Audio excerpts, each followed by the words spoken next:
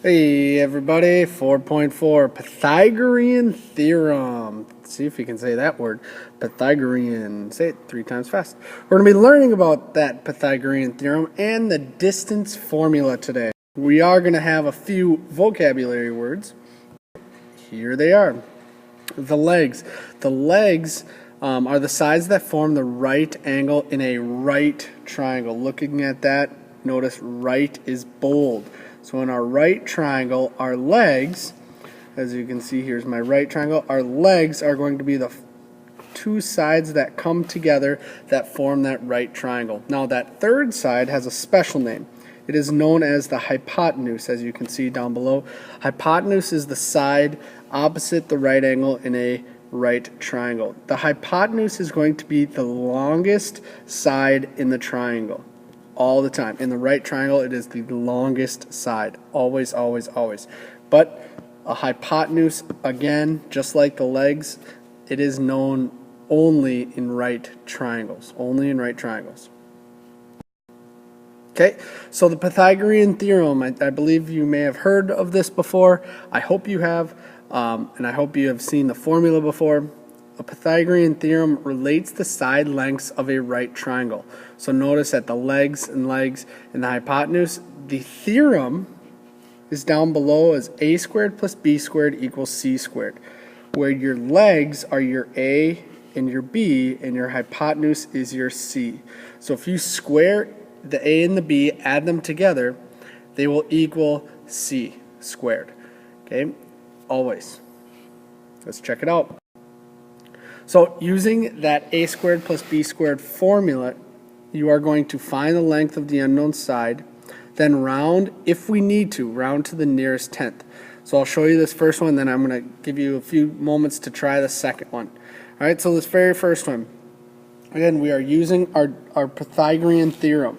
All right, so we know that our Pythagorean theorem is a squared plus b squared equals c squared, where a and b are our legs and c is our hypotenuse. So looking at this triangle on the left, I notice that I have 6 and I have 2 as my legs, so I'm going to plug in 6 for a and 2 for b. Now it doesn't matter which one's your a, which one's your b, as long as those are your legs of the triangle.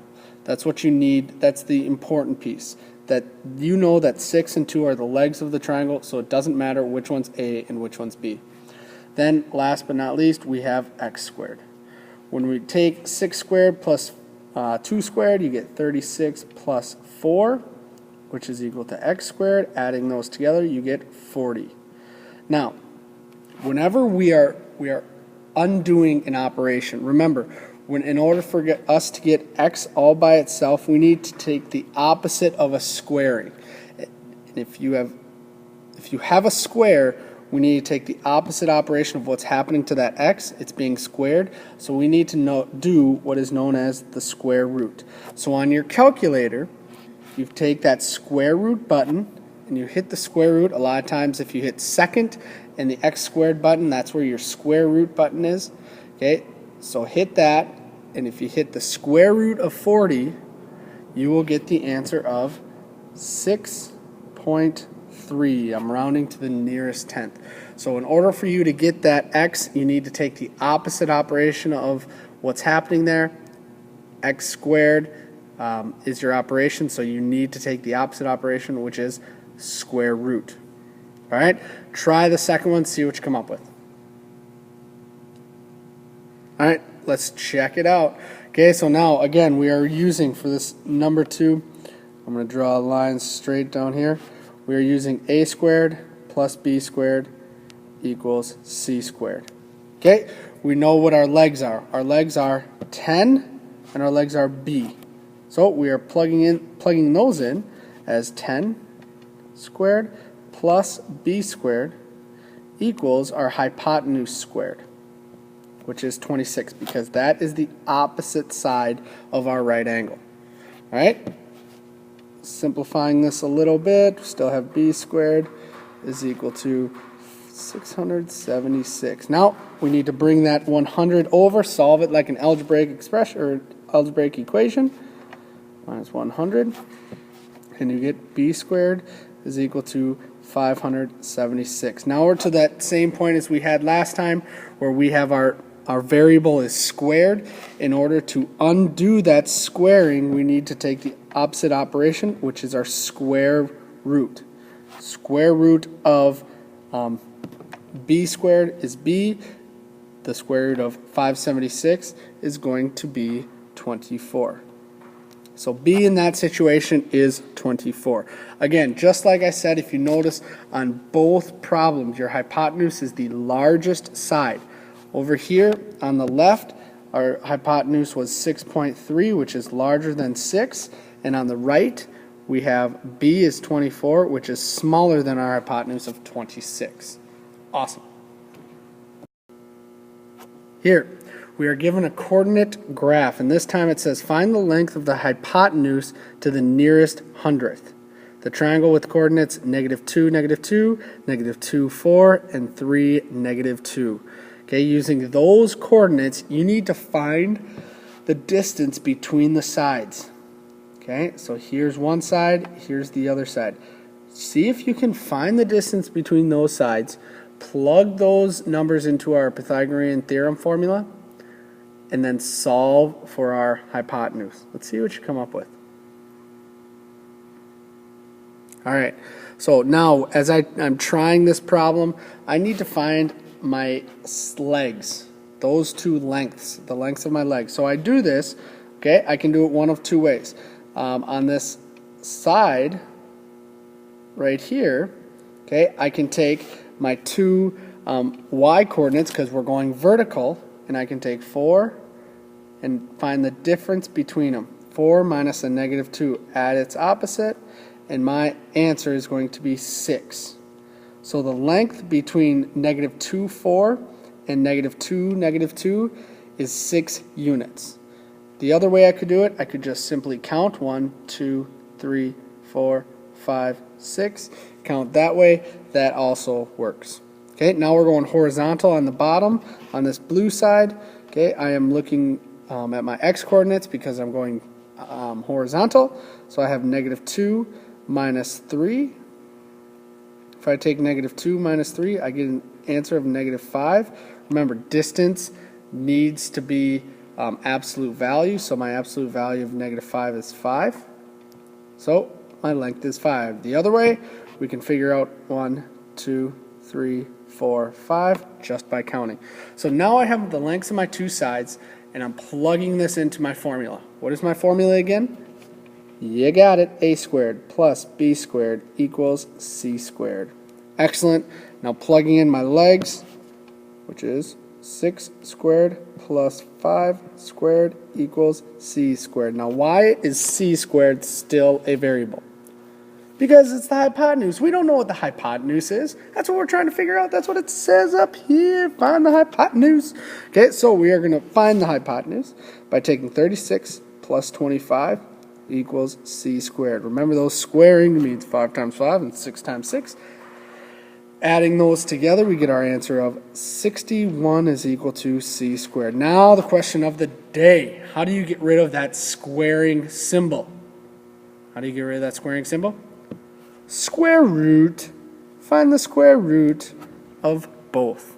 When you find the square root of both, you get c, because c squared, taking the square root of c squared is c. Taking the square root of 61 is 7.8. Doesn't that just make you happy? Look at all the work we went through. It looks beautiful. It's wonderful. Math is great. Awesome. Moving on. Okay, now this is known as a Pythagorean triple, a set of 3 non-zero whole numbers, which are a, b, and c, such that a plus b and c is called a Pythagorean triple. If you look at these triangles, okay, 3, 4, 5 triangle, that means on a right triangle, one side is going to be 3, another side is 4, and the last one is 5, because if you take 3 squared plus 4 squared, it equals 5 squared. A Pythagorean triple will have all whole numbers. All whole numbers. So if you look at example 2 on our problems, though that was a Pythagorean triple of 10, 24, and 26. All right? So all of these Pythagorean triples because they are whole numbers.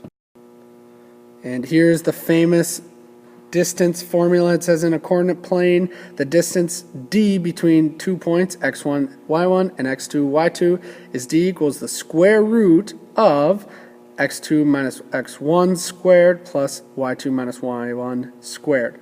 So a longer formula there. You do need to have this memorized. Please make sure you write this down, write it neatly, clearly, make it look beautiful. All right, moving on. It says on this last problem of your notes today, this is the last problem. It says find FG and JK. Just kidding. No, I'm not just kidding. You need to find this, please. It says, then determine whether FG is congruent to JK. All right? So if you look at this, I want you to look at those points, find the distance between FG, then find the distance between J and K, and then see if those two are congruent. Remember, there are actually three things you are finding out. You're finding out FG, then you're finding out JK, then you need to tell me if it is congruent between FG and JK. Give it a shot using your distance formula. All right, so very first thing, what is our distance formula? Our distance formula is D equals the square root, it's going to be a long square root of x2 minus x1 squared plus y2 minus y1 squared. Again, it doesn't matter which one's your x1, y1, which one's your x2, y2. Just notice that you are subtracting your x2 and your y2 first. That is always comes first before your x1 and y1. Doesn't matter which one's which. Just know that your x2 and y2 always come first. All right. So looking at FG, the very first thing is we need to figure out what our points is. If you look at F, it is 0.12. You look at G, it is 0.55. So I'm going to plug this into my distance formula of D equals the square root of x2 minus x1 squared plus y2 minus y1 squared. Okay, so if you look at this, we are going to plug it in, and it's going to look at D equals the square root of 5 minus 1 squared plus 5 minus 2 squared. Now, if you went 1 minus 5 squared plus 2 minus 5 squared, that is also correct. You will notice we will come up with the exact same answer. Okay, so we have 4 squared plus 3 squared. Adding them together, you get 16 plus 9, square root of that. Continuing to add, we have 5. So our distance between F and G is 5 units. So this is 5 units here. Okay, now we need to figure out what J and K is. All right, so if we look at JK, the point of J is -4, 0. The point of K, -1, -3. That's the very first step you should do, is figure out the points, because without knowing those points, you can't solve for the distance. All right, so now let's try a new distance here. Here we go. So what's the distance formula? Well, it's at the top, everybody.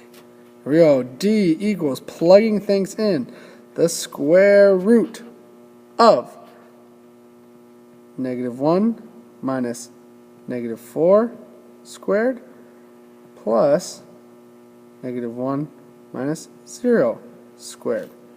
Okay? Continuing.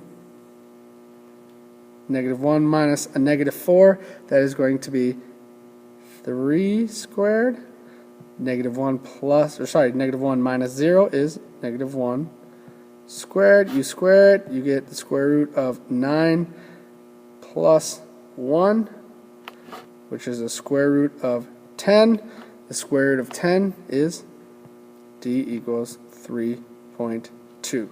Now, JK, which is down here, JK. Then you have FG up here. FG is 5, JK is 3.2. Are they equal?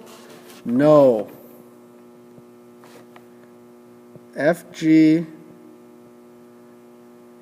is not equal or not congruent to JK. They are not congruent.